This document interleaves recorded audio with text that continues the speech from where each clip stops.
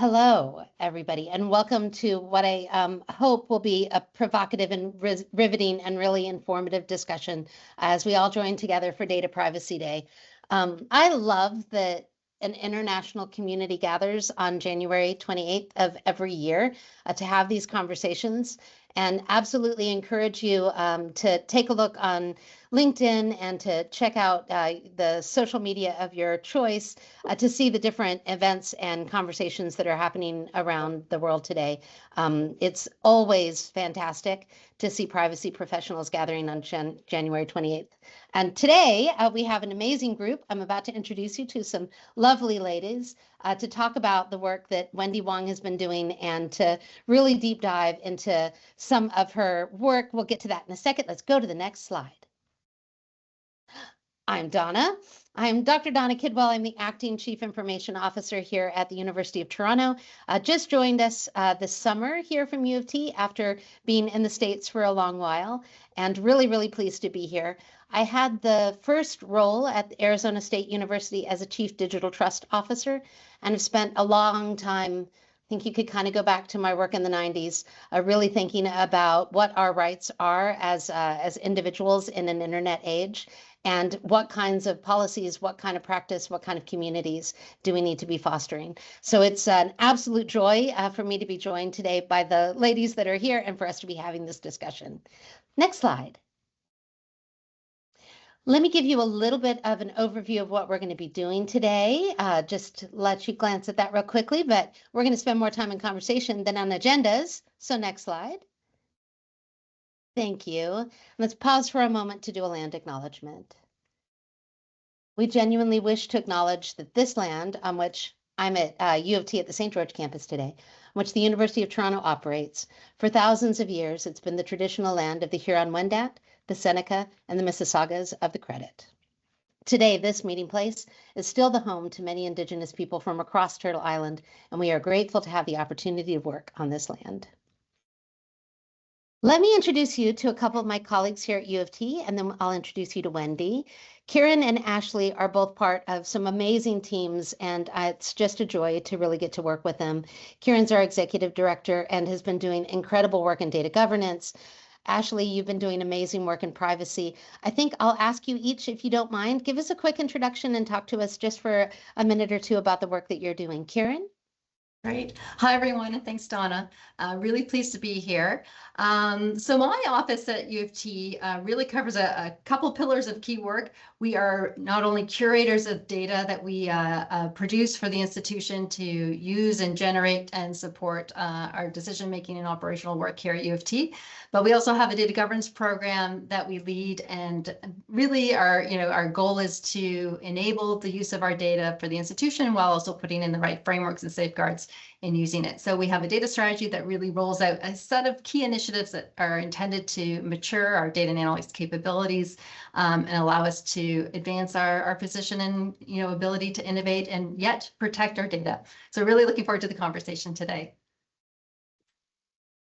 Kieran, just having joined U of T in the last few months, I'm so impressed with the momentum that you have and the community that you're fostering around discussions like this. I think that culture of how we come together is just so impressive to see. So many thanks for all the work that you're doing, Kieran.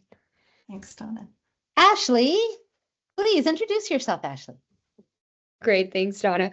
My name is Ashley Langell. I am the Information Privacy Analyst on the Information Security team. My primary focus is privacy impacts at the institution. So whenever there's a new vendor or process, the information risk team gets involved, and we generally act as an advisory table for departments and divisions when they're undertaking new projects with regards to information privacy risk. Thank you, Ashley. I also think, Ashley, and have appreciated in our conversations kind of a discussion about, a brand new career path, like a whole new role. So as we talk today, I'm very interested in the kinds of things that you bring to the table, because certainly, when I was earlier in my career, we just didn't have roles that look like the work that you're doing today. So I think as we try to figure out how do we engage and contribute, work like what you're doing is an important component of that. All right, next slide. Wendy. This started when we bought a bunch of copies of your book and all dug in. We gathered last week to talk about how much you terrified us, in a good way. It's a riveting and wonderful read. So I'd love if you could not only introduce yourself, but talk to us a little bit about the journey that brought you to We the Data and the work that you've done. The book came out about a year ago. Is that right? Just That's give right, us a little bit of the 2023. journey and kind of where you're going with it. Absolutely. And before I start, I want to acknowledge that I'm speaking from beautiful British Columbia on the traditional unceded lands of the Silk-Okanagan peoples. So I'm not speaking to you all from Ontario. But how could I say no when Donna approached me and said, "We want to talk about your book." And I was so excited. And she said, "We're going to talk about it in the context of data privacy." And I was like, "Okay, let's do this." I'm going to say just off the top, before I talk anything about myself, this is a book that says that data and AI are not just privacy issues. They're part of a whole panoply of human rights issues. But how wonderful to be talking about it in the context of thinking about privacy and thinking about data, which is the sort of the natural connection some of us have made in this regard when we think about AI, when we think about all the data that are out there. Okay, so I am currently a professor of political science at University of British Columbia. I spent about 15 years at U of T at St. George campus in the political science department.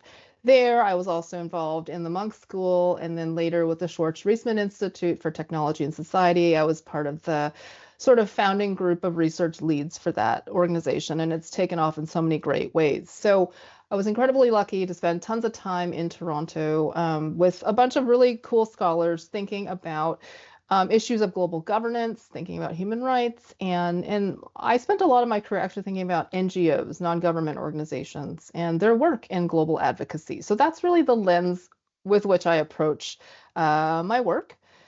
And to give you a bit of background, so I wrote this, it came out in 2023. I really started thinking about the book late 2019. So I was coming back from 2 consecutive maternity leaves. So it's been a while since I'd really been an active researcher and an active teacher, and I was looking for a new project.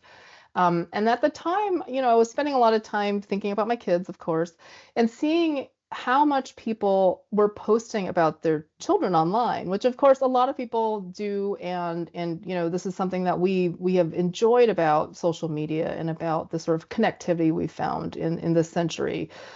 But I was thinking about how, from birth, people have a record of existing digitally. And that's really quite different from the way I grew up, the way, many of us in this forum today have grown up, which is that you are tracked digitally from in utero in some cases, and in some cases from, minutes after you're born.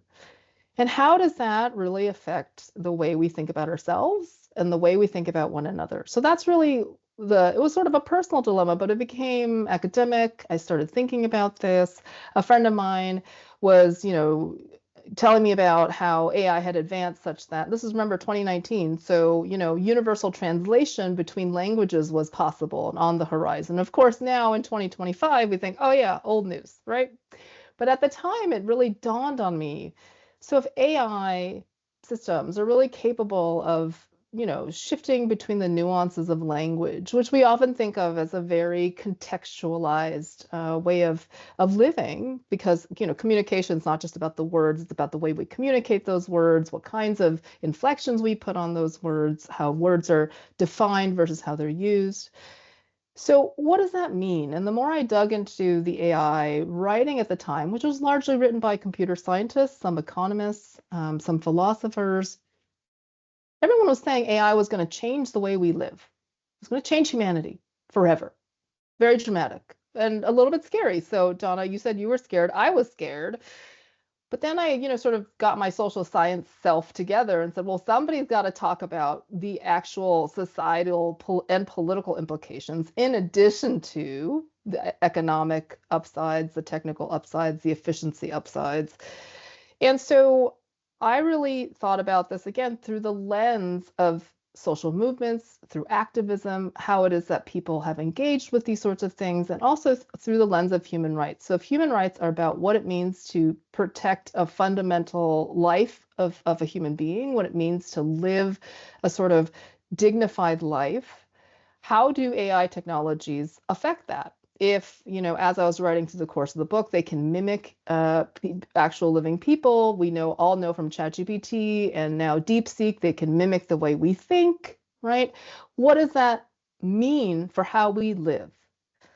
And the part, because I'm a social scientist, the part that I was really drawn to was the data part, because I realized that for these really super advanced systems to work, not only does AI need compute, which we've heard a lot about. Now everyone knows that we don't actually need maybe as much compute as Sam Altman would like us to think, but we still need a lot of computers. There's still a lot of chips running in the background.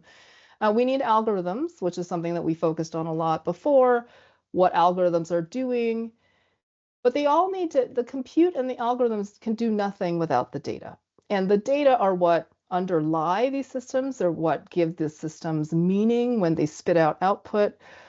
And fortunately or unfortunately, depending on what side of the line you're on, the data are coming from all of us, right? The data are human generated. They describe our activities, our thoughts, our values. And so there are so many data out there that really it became clear that you could kind of chronicle someone's life from the moment they're awake, really all the way through their 24-hour cycle, because some people wear their smartwatches when they're sleeping to monitor, their sleeping patterns. So you could really just monitor someone's behaviors and body functions for an entire day. You know exactly what they're doing. And so that is what I think is so important about thinking about data and an AI through a human rights lens, rather, not just about privacy. Because I think there are certain, we think about privacy as keeping people out of our stuff, out of us, out of our house, our possessions. But the truth about data, about people in particular, is that it's not a private thing. It's always going to be what I call co-created in the book. You or I are doing all sorts of things throughout the day, and we say things and think things and type them into our devices. And that is collected by somebody else who makes that activity into data. So me walking down the street is not data, but someone who wants to track my location or track my gait or track my, heart rate, that becomes data, right? Otherwise, it just is. And I think that's really important when we think about how data are shaping the way we live our own lives. Many of us are tracking our daily activities and understand ourselves so much better than we used to, but also the companies and governments out there who also have access to these data, who are also very good at understanding what it is that we do and think and say in the world, and what kinds of protections do we need as a result of this. So is it privacy?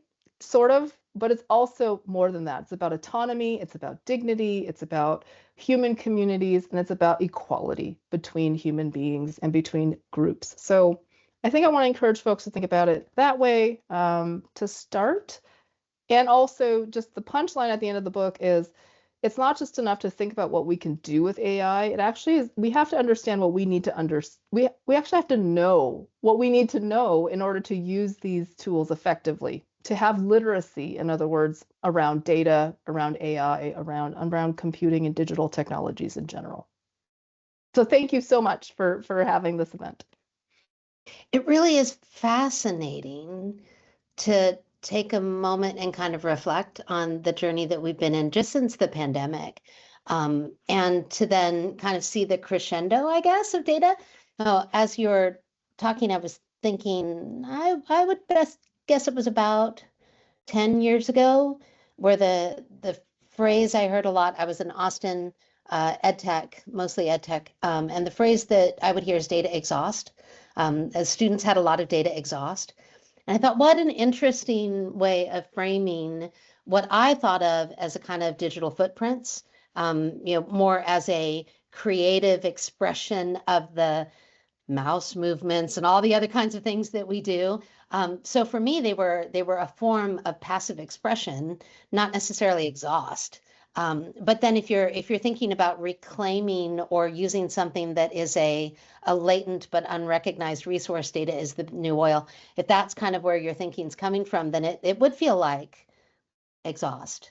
So I just think it's been such an amazing journey. Why don't we take just a quick minute? This is going a little bit off script, but that's such a lovely way to start us off, Wendy. Wanted to give Karen and Ashley a moment of Do you have reflections on what Wendy just shared, or we can go straight into the questions, but good to take a moment if you have reflections.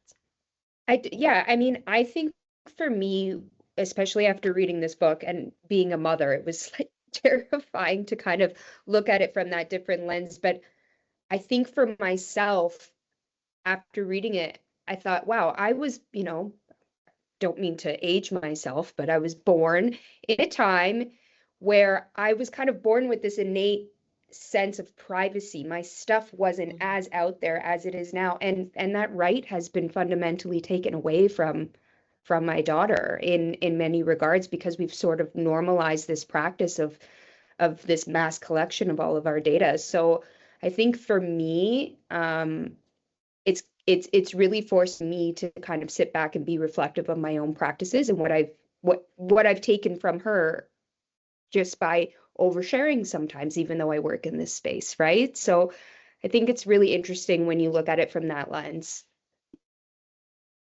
Yeah, I think as well, just in reading the book, Wendy, it just kind of brought to, you really kind of emphasized that stickiness factor of data, right? And it reminded us, because as Ashley, you said, we work in this space, but it did kind of caused me to pause and think about, yes, the digital footprint that I leave, but the stickiness and the additive effects of so many of us, using these, tools, and it's collecting our data on an aggregate level. So, while it made me realize, I was thinking about, okay, so, protecting our data and our personal information, is that even possible?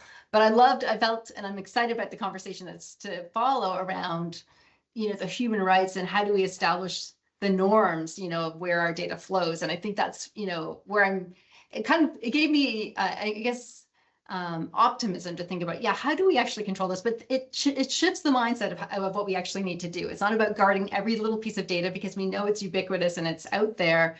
But okay, so now what do we do? And I do like this idea of human rights and starting to introduce, global norms of what do we expect of ourselves and companies and so forth in this space. So I loved it for that purpose. Yeah, Karen, thank you. that's Can I I was actually going to say respond? that's an incredible segue, Wendy. Yeah, no, thank you. I'm sorry, Donna. I was just gonna say, I think it's so nice to hear from both Ashley and Kieran, your responses to the book, because you are working in this space, because you are the experts, right? That I, am directing this kind of work towards. It's so funny because like it's existential in a way, and I think both of what you were talking about is very much like, oh, how am I both implicated in this, and I like this. A lot of the functionality of digital technologies is great, but it does work well in part because we've been feeding data into it. We being, companies, data collecting companies, big tech companies, sometimes whatever we want to call them, they've been using data about us as a thus far uncompensated resource, right?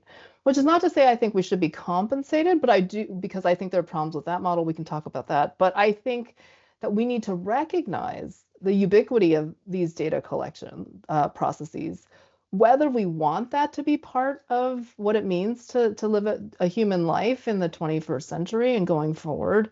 What kinds of things are not necessary? And again, like I know these things are really vague, but when we think about the limits on autonomy or dignity, what does it mean to be the producer of data exhaust? And Donna, I'm so glad you brought this up, because sometimes when I give talks about this, I list all the terrible, words that we use to talk about the data that people produce in their daily lives, which describe human beings. We call them exhaust. That's a nice way. Detritus, right? It's just digital garbage. Like, it's not junk. It's actually worth something. That's why it's also the new oil. It's like we can't make up our minds about it, because I think we're so used to thinking about it in terms of market relationships. And what I really wanted to push with the human rights framework is to bring it back to humanity. It's, human beings are economic, but we're also social and political, and we have identities, right? And I think the identities are really important in thinking about how much is being revealed out there. I don't think privacy is dead, but I think what we think about personal information has definitely changed. And so, we're still stuck in the birthday, SIN, address being personal information. But the truth is, there's so much more that is personal. And what does it mean? Like, what is the bound of that? Is my commute pattern personal? Well, if I can be identified in a data set, maybe. Is my face personal? Yes, I definitely think so. But is it private? It's not, I mean, it's not private. I call it social in the book. And facial recognition technology is a particularly sticky situation for privacy advocates, because on the one hand, I think it's definitely been overused as a set of technologies, and we're taking something away from people, but it's not privacy, because those same people are walking around with their faces showing. It's something deeply personal, and I think deeply human, and that's why I think facial recognition technology is a human rights issue, but I actually don't think it's a privacy issue. It's so fantastic just to see how the conversation's evolving and the framing around it. And meanwhile, the technology is also evolving. So I think if we went around the table right now, we're probably all in one way or another reacting to changes in social media or in Meta's policies or in the tools that we use every day and how they may shift to terms of service. I think we're, developing what feels to me like a different kind of discernment around when we feel comfortable with an experience and then where we expect to be able to intervene or actually have some agency over what's happening with our data. It's just so fascinating to see. I'm curious, as we maybe to come back to talking about identity, because that's another place where I think really interesting things are changing. One of the experiments that I've been watching in California, which is probably about 9 months into the experience, is a digital ID where you can go into a convenience store and buy liquor, and you're basically flashing the ID, and the ID is saying, yes, you're old enough. So these zero knowledge moments where we can say, I've got a verified choice that or source that says that's true, but I don't actually need to see your birth date to make that decision. That kind of thing is fascinating. I'm really, really interested in how we traverse it. Can I just hop in here? I don't want, what is the value of that? And I say that, like, in the sense that reflecting from, again, a social science perspective, right? So every choice we make has consequences, both good and bad. And I think, that example, Donna, is what are the costs of eliminating the human evaluation there? So we're taking discretion out in this explicit way, but what we've done is built in discretion on the back end. Somebody has still written the algorithms designed to filter out, yes, old enough, no, not old enough. And then I think it's really, to me, from maybe not a political science lens, but a sociological lens, it's really interesting to see how human beings tend to trust the automation, even though the automation is designed, at least to this point, right, by human beings. So it's not divorced from human decision making and human activity, but somehow this point of discretion by the 7-Eleven clerk in the States, right? You can buy alcohol from 7-Eleven in California or whatever. We don't want that person to see our age, but it's okay if we store it in an unknown server farm somewhere in the world so that it can be verified by algorithm in real time. Or in some cases, as we know from the Amazon stores, right, the automated checkouts, they actually have to be verified by people working in the developing world, right, who are getting paid, questionable wages to do the sort of grunt work of actually seeing the people. It's not it's not the actual technology that sees the people. It's people. I think that's maybe a great segue into one of the first questions that we had, because you do talk about like how do we respond to this in collective action. So I kind of want to pull on that thread a little bit and ask, what strategies are you seeing that proved effective, and what does it mean to have collective action? Like what is that framing for us? So I can talk about collective action generally, right, is the study of why sometimes people get together in groups to get what they want and sometimes they don't. And so the classic problem in collective action is the collective action problem, right? How do we solve things where it's a group benefit or if it's a public benefit, but not everyone has to actually pay a price in order to enjoy that benefit. So something like clean air, right? Only certain companies, for example, need to be restricted for everyone to enjoy clean air. And the classic collective action problem was to say, okay, well, you just need a small group of very motivated people to solve the problem for everybody else and pay the cost. Okay, so you just get a couple companies on board who are really polluting and everybody can have clean air. We don't need other smaller polluting companies to agree necessarily. But the problem with the digital age, the problem with data and how we get sorted into these algorithmic categories is that we don't actually know. We don't know how, deep learning models are making correlations between different data points that are generated about us, and then sort of crunched together to create different categories of people who are likely to do something or unlikely to do something. And that's a problem because our identities have become so elusive to us. So, the activists I've studied in the past have all known who the other people are. They're, people who want women's rights, people who want LGBTQ rights, indigenous groups, people who are against torture, people who are against nuclear weapons. Like they know, they get together, they're face to face, they understand, they have this commonality. And I think it's really difficult to find that commonality these days when not only do we not know about our different groupings that are on the back end, so how different companies are organizing us into different types of consumers or voters, right? Depending on what you're thinking about, but also that we're communicating through these channels, these platforms that are also controlled by companies that are using those very same data to tell us things about the world, things that we might be interested in knowing. And so we are running into this, it's a very circular way that data travel.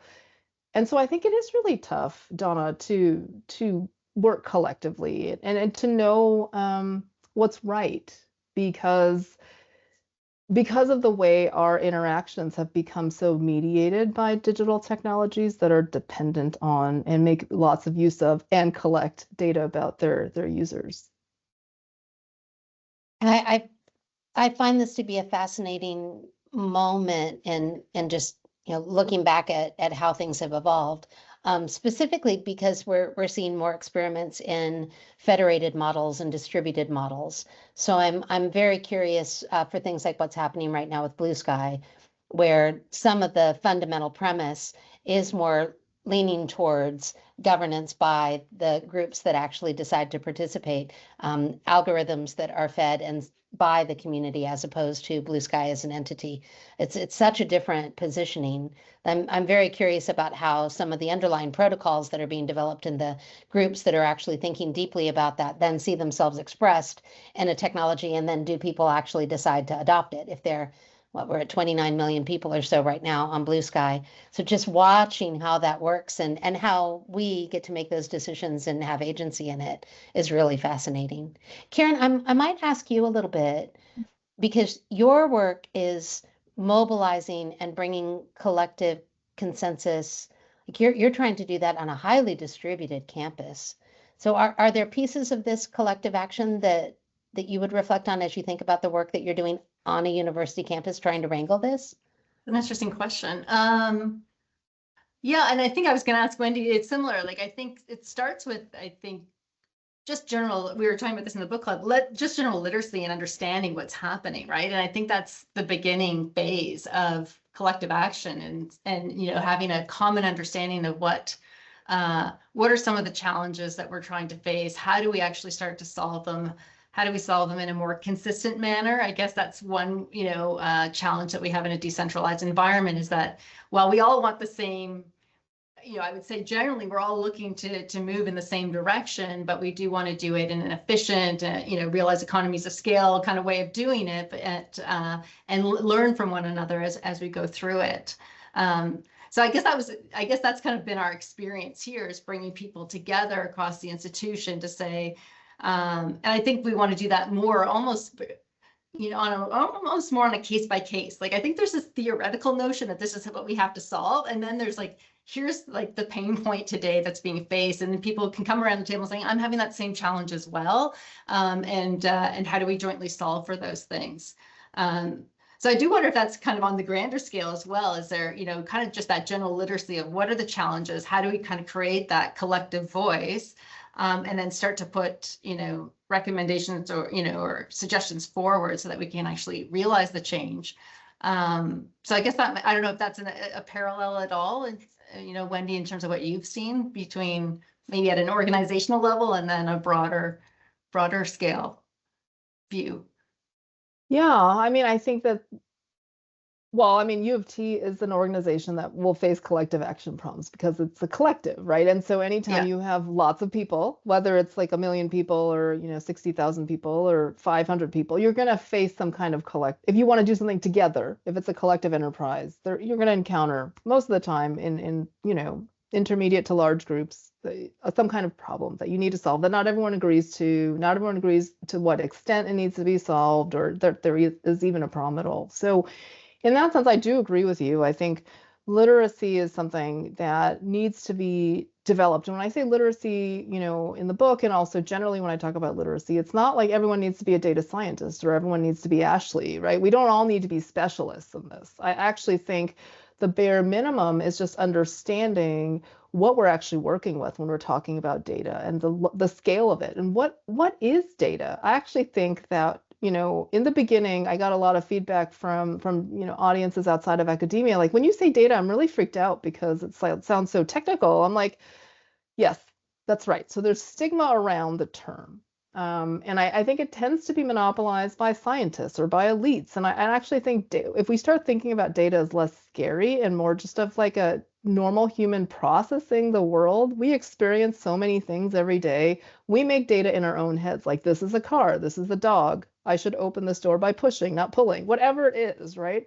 I think that we need to destigmatize data and to understand that the creation of data is a human process. It is not in nature. Data don't exist. You can't go and just collect the data off the street. You have to decide, what is it that I care about? What do I want to collect data on? And how am I going to go about doing that? For a social scientist, that seems very natural because that's what I do all the time. I have a problem and I think, who should I talk to about this? And how am I going to systematically choose the people I'm going to talk to? And what questions am I going to ask them? But I do think that is not a normal thing. If you're not working in the realm of human subjects, so outside of social sciences and medicine, we are the ones who work with human subjects all the time. You're not sensitive to how your views shape the outcomes that you get. And I think that is a basic set of tools and concepts that we got taught in grad school. I think there's a way to just have that as part of how we think about the world now. We all have to think about it in terms of data because we live physical lives and because data are preponderant. So, and this is why I talk about libraries a lot in the book, because not all of us are young enough to be K through 12 educated about this. We need a crash course. So, the library is really good at literacy in terms of reading and writing. It's been shown that, library programs really help boost literacy rates in communities. And this is part and parcel with what libraries do, which is collect things and put them in order, which is basically what data collection is. So I think libraries have a lot to say about data. But we're not thinking about them that way. We're not using them that way. And certainly we don't fund them as though they're part of the digital revolution. And I think if we rethink libraries as part of the infrastructure that already exists in democracies, we can get a lot farther. People can understand. Just a little anecdote I saw on CNN, just reading through when the TikTok ban came through over the weekend. People were saying, well, I'd rather, sell my data to the Chinese government than the US government. Or, they had these like real dogmatic things to say about, quote, their data. And I think one of the things that really struck me was, well, people don't really understand what the data are telling other people. Like, you're not just selling a car, even any kind of possession. You're actually giving away pieces of yourself that can be manipulated and reused over and over again in this really sticky fashion that I think, Kieran, you were saying, I talked about in the book. So.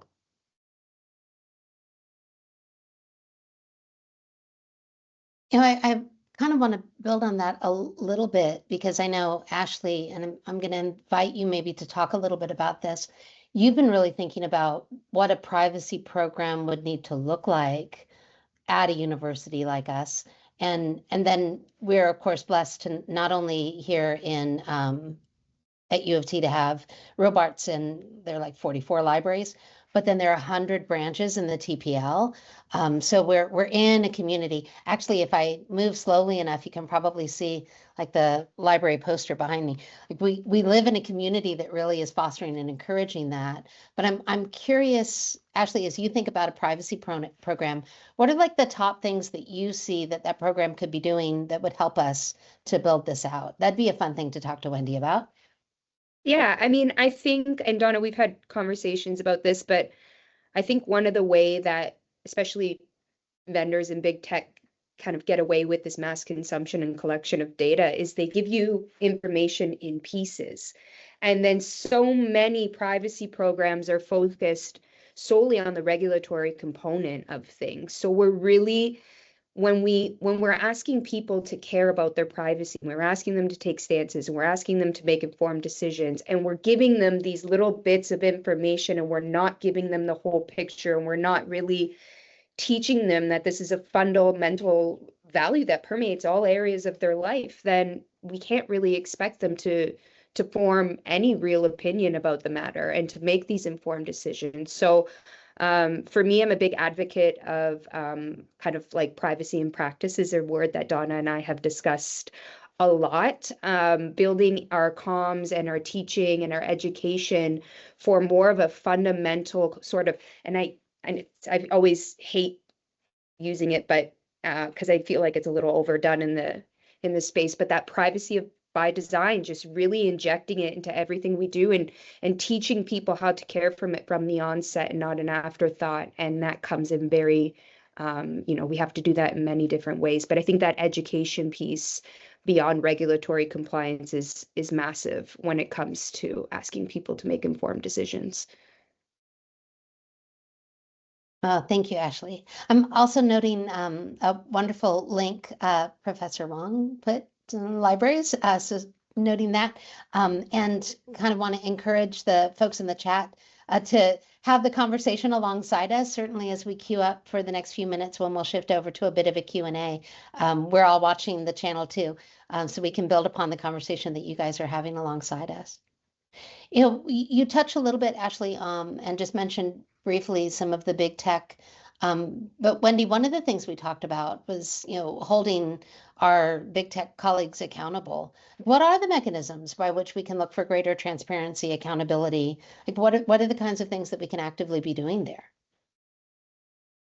So I think, the we is really important there. So let me sort of backtrack a little bit, and you can push me to come back to this because I do want to talk about it. But like, I think, Ashley, you said something about privacy and how we make choices about privacy, right? We as individuals. And I think that's becoming difficult to manage in the sense that our institutions are designed for individuals to consent or individuals to opt in, when in fact the way that digital technologies like AI are designed precisely to sort of break that boundary between me and everybody else apart, right? And I say that because, think about 23andMe.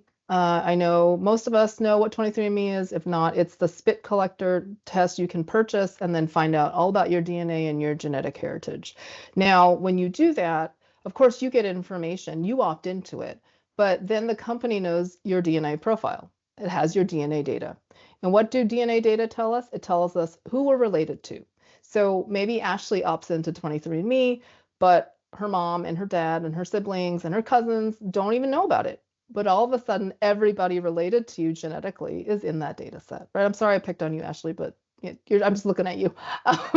But that's the problem with thinking about individual consent, because some types of data are about collectives. And in fact, the way that data are used in AI systems creates collectives, right? So it's not on us individually to consent anymore. It's systemically we have consented to these automated algorithmic systems for decision making, for insights, etc. So this is a we decision, right? And I also think the other really so we're starting to consent for ourselves, but really in effect we're consenting for other people. And I think that really has not been made explicit. I think that needs to be made clear. And I think that is actually one challenge. I don't envy Kieran at all. I mean, that is exactly the type of question people thinking about. data at universities have to really mull over, is that to what extent do we want to generate insights to make the student experience, the faculty experience, the community experience better, and to what extent is that sort of opting people into a system without their knowledge or consent, or like whether they want to or not. And to your point, Donna, I think one of the biggest problems in the we is that the we, as I said a little earlier about the collective action, the collective's not really known. Who is the we? Who's supposed to stand up to big tech? It could be that just big tech, and we tend to think about big tech in the US terms, right? And not in the non-US firms, but it could be, that the thing that takes down big tech is disrupting their narrative, as we saw with DeepSeek in the last 48 hours, really disrupting the narrative that more compute is better. Thank goodness they still use a lot of data, but maybe we can ramp back on the climate change problems associated with these large AI models.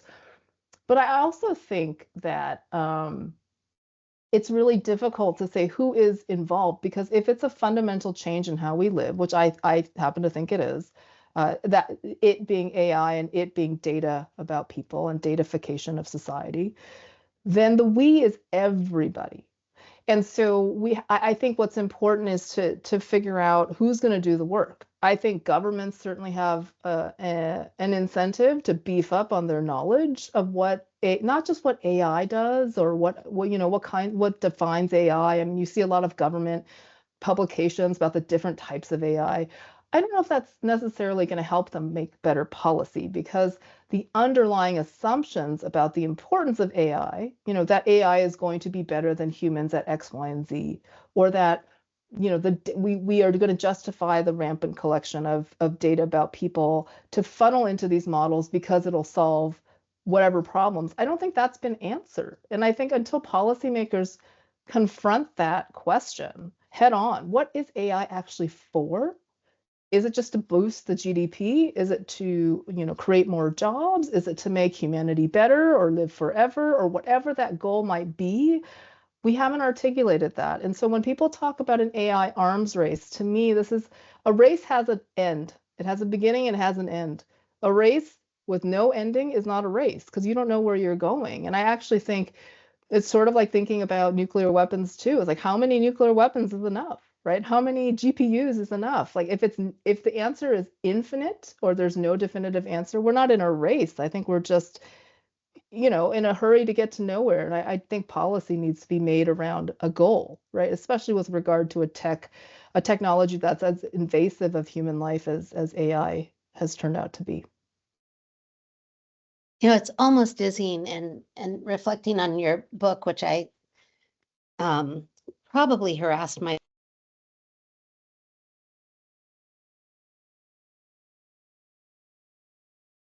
Donna, you're on mute. That's what you get if you hit the space bar. There's so many incredible stories in it. And I think they do pause us to reflect on, like, which places are we enacting the policy, and then, to your point, Ashley, how are we thinking about policy and practice in the ways that actually influence us? I think one of the more harrowing aspects of your book, Wendy, which we talked about in the book club, was this. I think I'm going to pull through a few of the chapter. You share with us the origination of the right to forget and some of the challenges that came from that. Then later in the book, you go into this really interesting reflection on the rights of the dead and the rights of those who want to remember. So I kind of started with that's right. I'd forgotten some of the twists and turns of the saga of the right to be forgotten. But then what about the opportunity to remember, and remember in a way that you reflect upon the person that you're thinking of? You've got some pretty incredible stories here. And it leads me to kind of wonder, how do we even start thinking about that as to which practices are we writing policy around? How, in which part of the human experience, as a parent, as a colleague who's trying to steward and take care of the stakeholders we have on campus, as a librarian, as someone who's looking at a family member who's gradually losing their memories, like there's so many different angles by which we can be thinking about this and trying to figure out how to navigate forward. Yeah, I think so. I think now that you've put it to me like that, I agree. Just, I think this, as I said earlier, this book began as a fascination with how AI had the potential to change humanity and the way we experience our lives. And it got caught up in the data because the data actually are the meat of that process.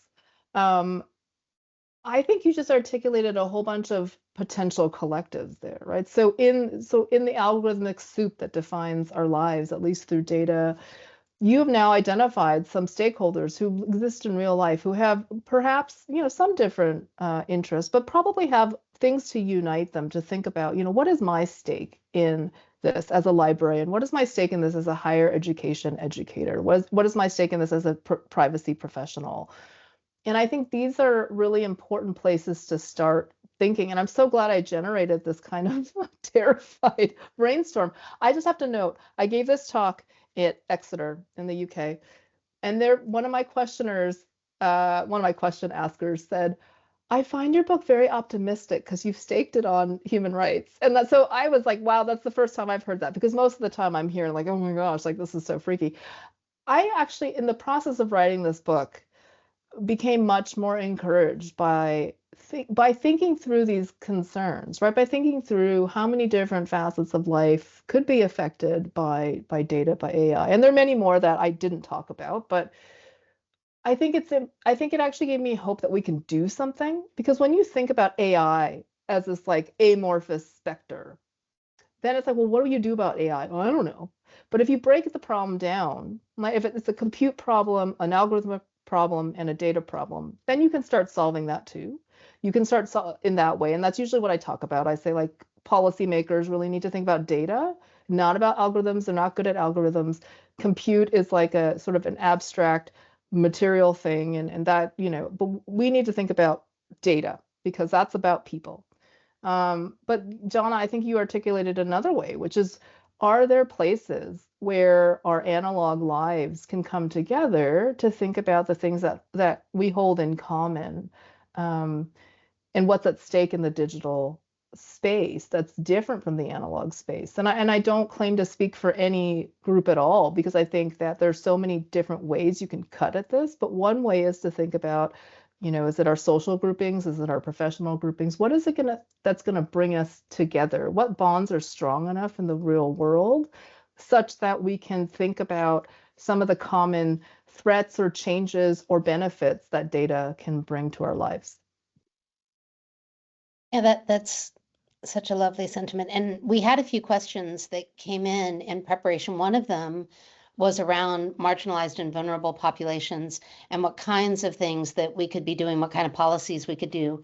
I think what you just articulated is a lovely way of thinking about how we would rally in different ways, to really think deeply about where are those places where we could be advocating for policy or working towards solutioning for our most vulnerable populations.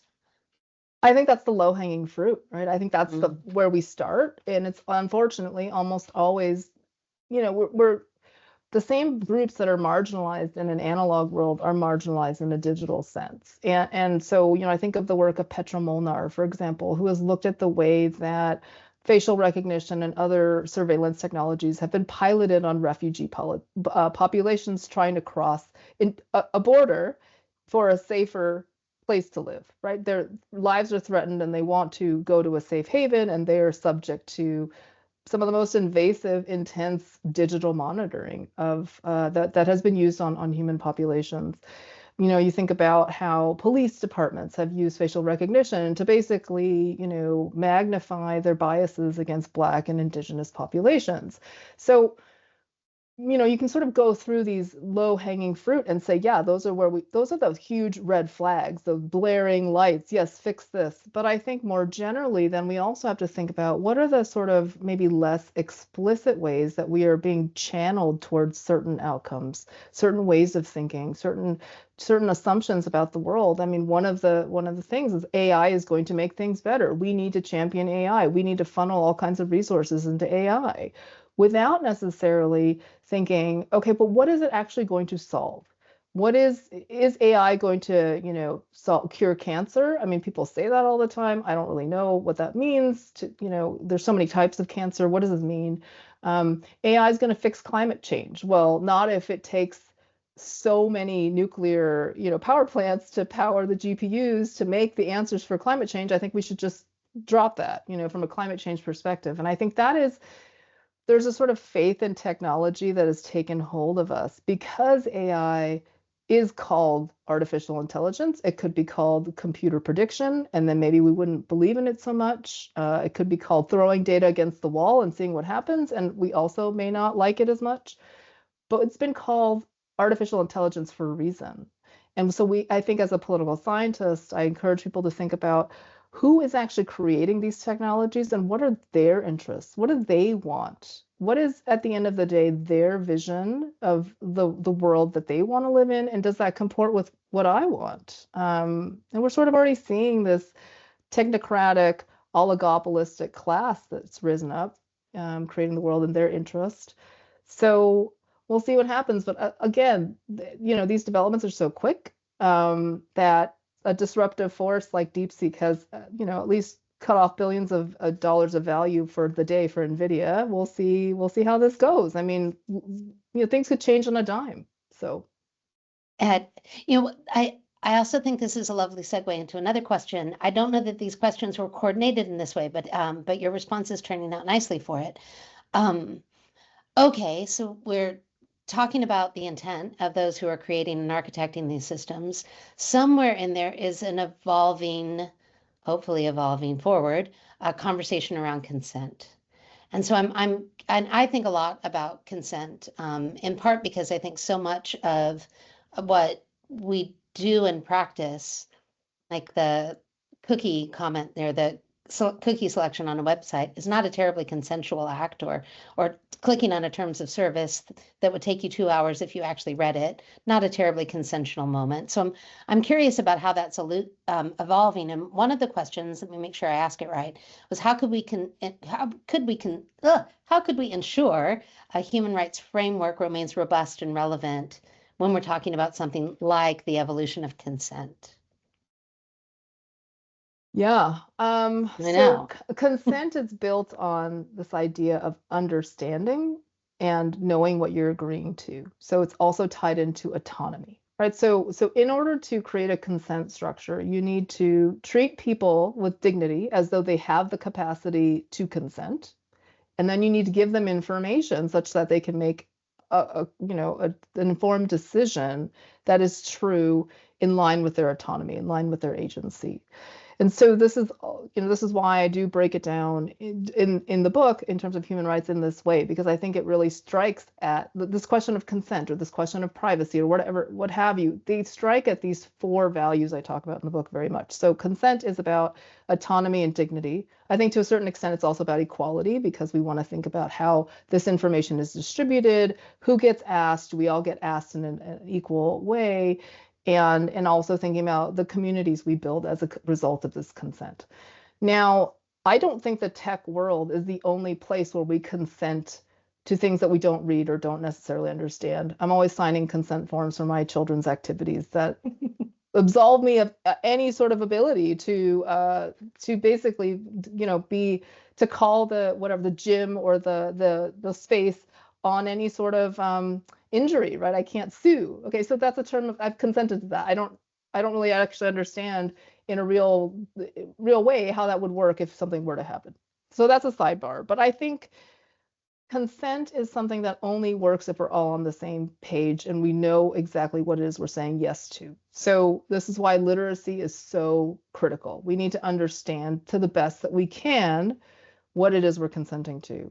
On the other hand, because of the shared nature of data, because you're gaining insights not just about one person, but about a collective, that is more problematic in the digital age. I don't really know how to think about consent other than trying to use the tools we have from human rights to think about, well, how does one person consenting limit the autonomy of other people? I'll give you a real concrete example. There are, real-time transcription apps that students and whoever else, it's marketed to students, but whoever else can use for accessibility purposes in classrooms. And that is to help students who can't take notes in real time. You have an AI, natural language processing app that can create a transcript for a student, for example. Now, typically students will consent to that model. But what are students using those tools for? They're using them to record lectures given by professors who have not consented. And so does it count that the student has consented and agreed not to share the data and agreed to use the material in the way that it's intended and blah, blah, blah, blah, blah. I've actually not seen one of these student consent forms. I'm just imagining what it looks like.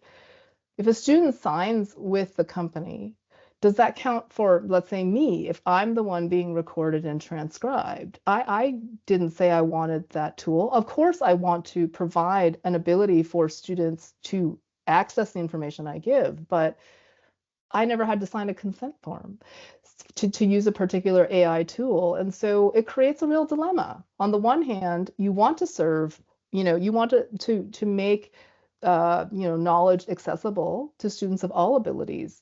On the other hand, there is another party involved. Sometimes it's not just me. Sometimes it's the other students in a class who are also participating and therefore being transcribed, right? And so it's a dilemma. And it's, again, something that I don't envy Ashley or Kieran's job, because this is a real difficult square to close. But at the same time, I think it's really important.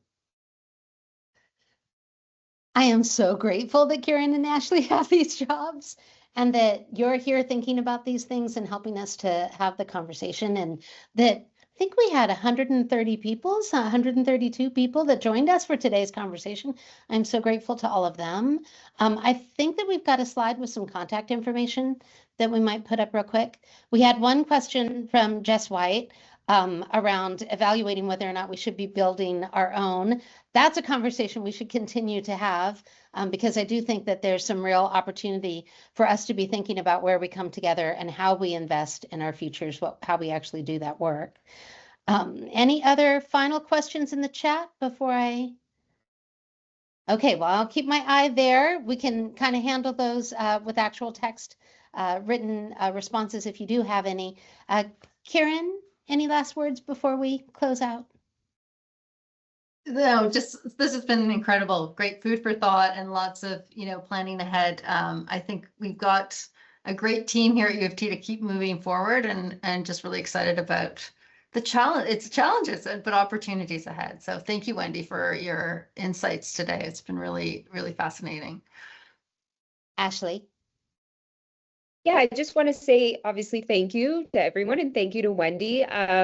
If you haven't, I'm doing a shameless book plug for Wendy right now, but if you haven't read the book, please do. It made me think about metadata in a way that I never thought about it before. And it was in an accessible way, which I think is the key to this digital literacy piece that we've talked about so much today. So please give it a read, and there's some fascinating stuff in there. And I think, like, to the tone of what you said before, it does give you a little hope because it breaks it down in a way that I feel is accessible to people. So thank you for that.